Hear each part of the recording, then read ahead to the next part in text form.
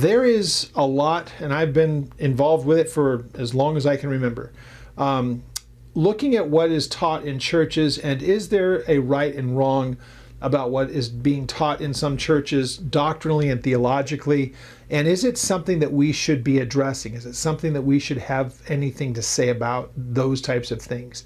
And I think it's something we take it in bits and pieces. I want to talk first of all about the idea of doctrine and theology, because there is something that we have to be able to look at and say this is right or this is wrong. And I'll give just an example of where we can put these things to the test, but we'll start to get into a little bit more of that in the next couple of weeks. But just the idea of, is there really a way that we can determine what we should and should not believe? And what is it about doctrine? And I've heard people say this: we don't talk about doctrinal matters at our church because it just divides people. That's the dumbest thing I've ever heard. It might sound really smart because the people say it, and it sounds like, well, we just don't want to get into the controversies and we don't want to divide people. That's usually the accusation that I get. And yet, if doctrine wasn't something that was important, then God never would have given it, and wouldn't have, through Paul especially, showed us what is right and what is acceptable, what is not acceptable. And so let's address really quickly, what is the difference between doctrine and theology? Theology is the study of the nature of God and who he is and what does he do, how does he interact. Those are the kinds of things that theology asks. So theology would say, okay, is there a creator God? Yes, there is. And since there is, what's his interaction with man? And are we responsible to him? Has he told us that we're responsible to him? Is there right and wrong as far as he is concerned? And if there is right and wrong, what happens if we find our place of being on the wrong side of something at some particular point in time? What happens next? Those are all theological questions. So yes, there is a God. Yes, there is a right and wrong. He's written it down for us. And because of man's sin and our rebellion against him, that's why you have the problem with blood being shed and sacrifice being made. It's why Jesus paid the ultimate price, that man could be freed from the consequence of sin eternally. That's all theological stuff. So in that, you might have the doctrine of, well, so then how is a person saved? Some churches would tell you, well, there's the work that Jesus did, but you have to do this, that, or the other thing. Much of the people that might acknowledge that God exists believe that they'll be judged because they're a good person, quote unquote, in their own measure. And they'll say that when God examines their life, they've done more good than bad, so they'll be accepted by him. And yet the Bible teaches that's not at all the case.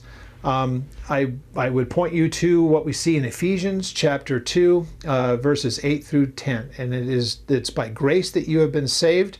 And it's a matter of faith. We believe these things. God was gracious towards us. He offered us his son, and it's not because of any works that we have done. So it's nothing that we've done. It's not it's by grace that we've been saved through faith. It's not of ourselves. It's not of works, lest any of us would take credit for it. We would boast. Look at what I've done for myself. So that's verses 8 and 9. That tells us doctrinally that no matter what a person might want to say to us about, well, I did this or I did that, so I would deserve somehow salvation to be accepted by God and spend eternity in heaven, Paul would argue against that. That's doctrine. So God, if he has a problem with sin and offered his son to die on a cross to forgive us of our sin, then doctrinally, that's the theology, doctrinally we would want to say, so we can't save ourselves, we have to put our trust and our faith in Jesus. If a church comes along teaching something different than that, then the Bible has to be able to speak with the total authority on the subject, and there is nothing that you can do to save yourself. If you think that you can, you do not understand the gospel. That's our doctrinal view.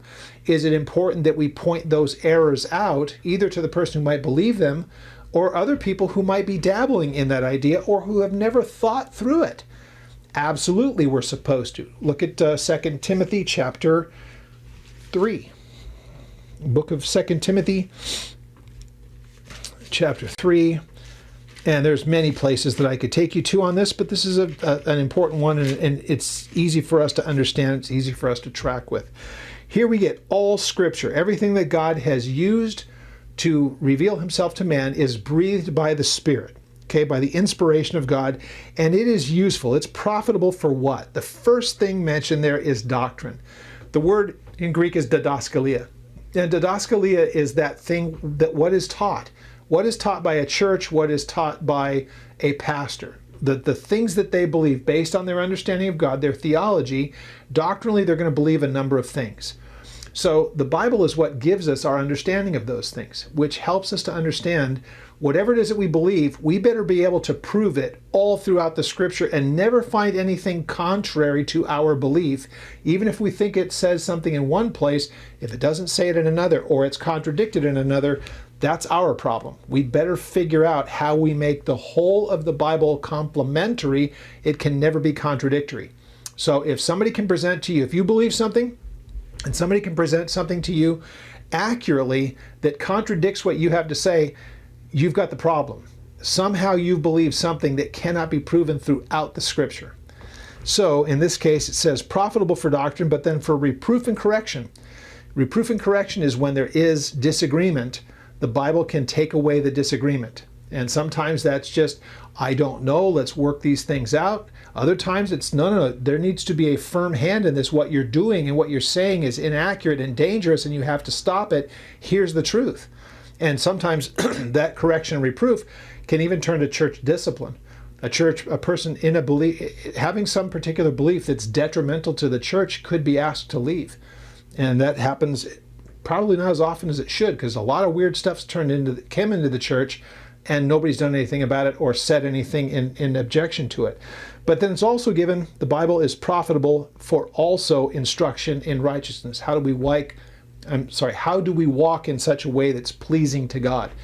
So it's with that in mind that are we supposed to identify false doctrine? And if we identify false doctrine, what are we supposed to do? Are we supposed to call it out? We'll deal with this next week. And if we're supposed to call it out, do we call people out by name? And we may do that all in one next week, or we might spread it out over the next couple of weeks. But it's important, first of all, to realize that the Bible, on the important matters that are super, the things that we cannot disagree on, the Bible's clear on those things, and we will be able to prove whatever those things might be. I gave you just one example of, can you go to heaven by being a good person by your own works? Or is heaven only available to you because of the finished work of Jesus Christ? That's something that is disputed in the church. There's only one right answer. They both cannot be right. Paul makes that abundantly clear in Ephesians chapter 2, verses 8 and 9. It is not by works, lest we would boast. We'll take credit for it if we could earn our way to heaven. There's numbers of other places, and Paul would tell the Galatians, if righteousness came by the law or our actions, the best of all possibilities, doing it according to the law, what God had given, if righteousness came by that, if we could be made perfect before Him by our own actions, then Jesus died in vain, is what Paul says, Galatians 2. So important that we know that, and you do not save yourself. It's not by works of righteousness that we have done, but it's according to His mercy that He has saved us, and we get that in Titus. So many different places that you can point to that, and you can know for sure that is something that is not necessarily needing to be disputed. Although if people are going to say that they can, we want to be able to take them to the Scriptures and show to them how that is an inaccurate belief. Now, whether they believe it or not, or change their view, that's on them. But there's only one right answer to this, and the Bible makes what that right answer is abundantly clear. Please let me know if you have any comments on this, and if you have other topics that you would like to hear addressed. I'd love to be able to do those with you.